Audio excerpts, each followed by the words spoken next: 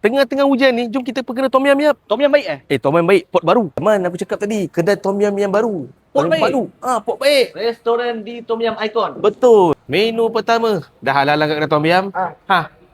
Tom Yum merah. Oh, dia mesti pedas Pedas-pedas sikit. Cuba rasa dulu sup dia.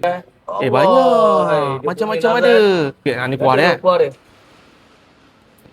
Boleh lawan Thailand, Mat. Ya. Tak payah susah kita Thailand. Datang sini. Next menu. Ya apa ni? Tak kedai Tom Yum dah tak ada ikan siakap.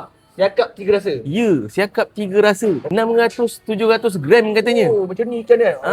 Nampak sedap. Cuba tak Confirm rasa. puas hati. Puas sikit pekat-pekat. Tengok sikit. Saya rasa dulu macam mana? Sana dengan Boleh nasi. pergi, tak boleh pergi. Rahim.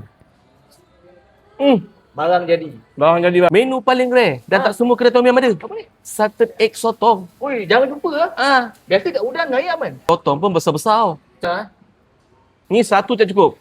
Tak boleh kongsi. Habis tu? Kau kena order satu lagi. Oh, 2 Next signature dish kat sini. Apa tu? Ketiau daging special. Tapi kau mesti nak pedas kan? Ada add-on ni cili padi. Tak Di dalam dia.